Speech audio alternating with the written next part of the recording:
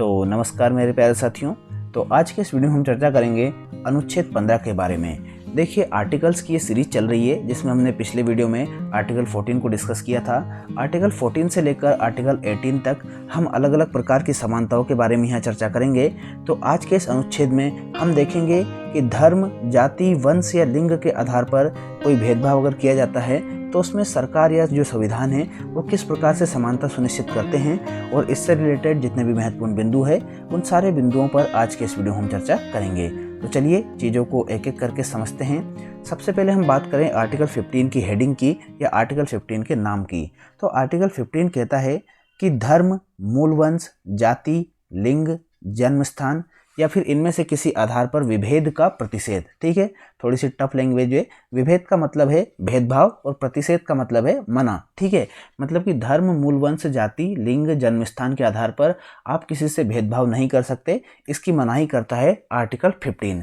Article 15 का first point कहता है कि राज्य। ठीक है, राज्य शब्द बार बार आएगा, मैंने आपसे पहले भी कहा, इसको आप थोड़ा सा समझ लीजिएगा। इससे पहले के जो आर्टिकल है उनमें हमने इसकी चर्चा की है।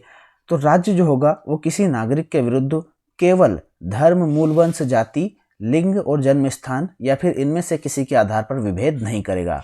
तो आर्टिकल 1 कहता है कि केवल इन आधारों पर आप विभेद नहीं कर सकते किसी व्यक्ति से, कि आप कोई स्पेशल धर्म के हैं, किसी वंश के हैं, किसी स्पेशल जाति के हैं या फिर जन्म स्थान के आपका स्पेसिफिक है, तो इसके आधार पर आपके साथ कोई भेदभाव नहीं किया सकता। पर यहाँ पर एक बात आपको ध्यान देना है कि केवल लिखा है। ठीक है, मतलब केवल इनके आधार पर नहीं कर सकता, बाकी कोई दूसरा आधार है तो उसके आधार पर राज्य आपसे भेदभाव कर सकता है। दूसरा पॉइंट आर्टिकल 15 का बताता है कि कोई नागरिक केवल धर्म, मूल वंश, जाति, लिंग, जन्म स्थान या फिर इनमें से किसी के आधार पर, देखिए आपको थोड़ा सा यहाँ पर एक पॉइंट बता दूं कि ये पांचों जो यहाँ पर आधार दिए गए हैं, धर्म, मूल वंश, जाति, लिंग और जन्म स्थान, पहले तो इनकी संख्या 5 है। ये क्वेश्चन भी कई बार पूछा जा चुका है कि आर्टिकल 15 के आधार पर कितने आधारों पर वहाँ पर भेदभाव का प्रतिषेध किया गया है।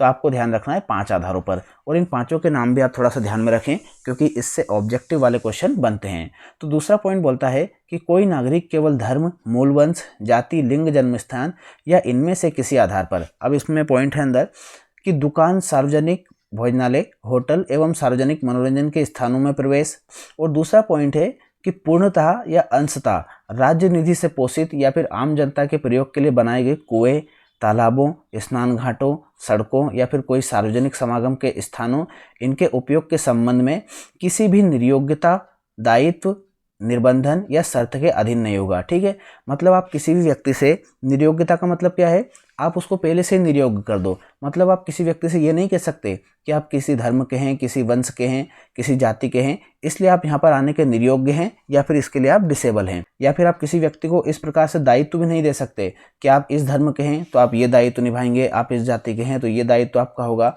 ठीक है, या फिर आप कोई रेस्ट्रिक्शन भी नहीं लगा सकते इन आधारों पर, धर्म, मूल वंश, जाति, लिंग, जन्म स्थान के आधार पर आप कोई रेस्ट्रिक्शन नहीं लगा सकते, या फिर इन पांचों आधार पर आप वहां पर कोई शर्त नहीं रख सकते। मतलब सिंपल सी बात है कि किसी भी दुकान, सार्वजनिक भोजनालय, होटल या फिर कोई कुएं, तालाब, स्नान घाट जो भी हैं, सड़क वगैरह हैं, इनके उपयोग के लिए आप इन आधारों पर वहां पर भेदभाव नहीं कर सकेंगे। ये बताता है हमारे आर्टिकल 15 का पॉइंट 2।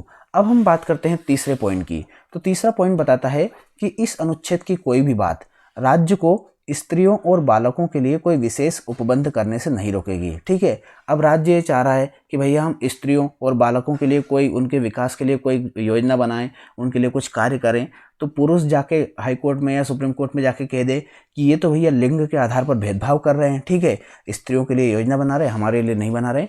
तो आर्टिकल 15 का पॉइंट 3 बताता है कि राज्य अगर इस प्रकार का कोई प्रावधान करता है तो उसको यहाँ पर जो पहले के 2 पॉइंट है उसके आधार पर चुनौती नहीं दी जा सकेगी। ठीक है, तो स्त्रियों और बालकों के संबंध में राज्य कोई भी प्रावधान कर सकता है।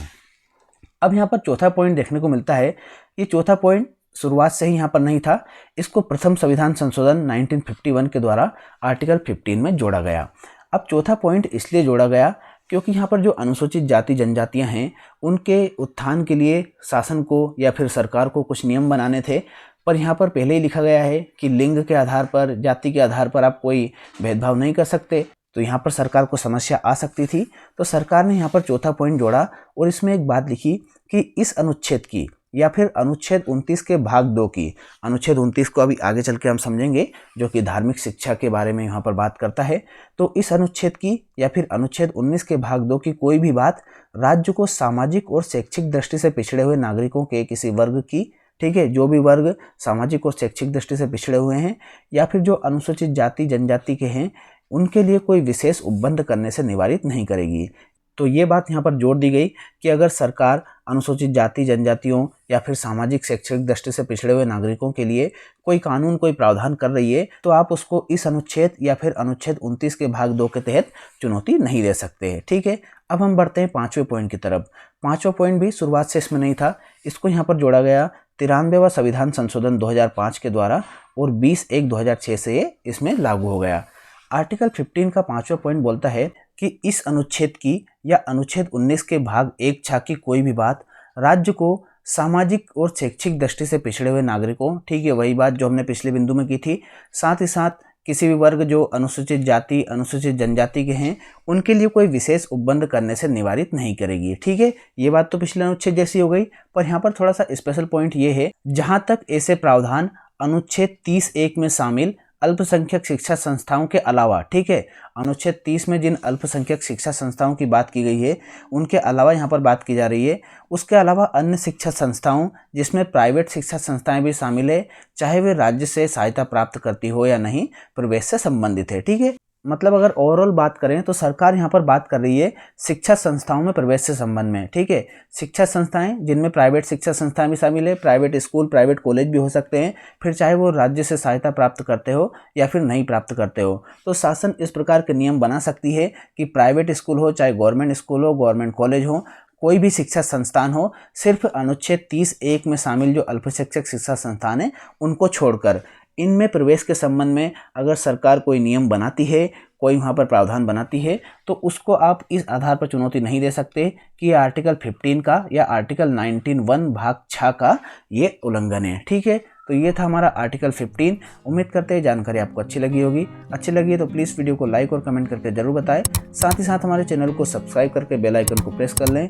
मिलते हैं नेक्स्ट वीडियो में, तब तक के लिए पढ़ाई करते रहिए, अपना ख्याल रखिए। बहुत बहुत धन्यवाद।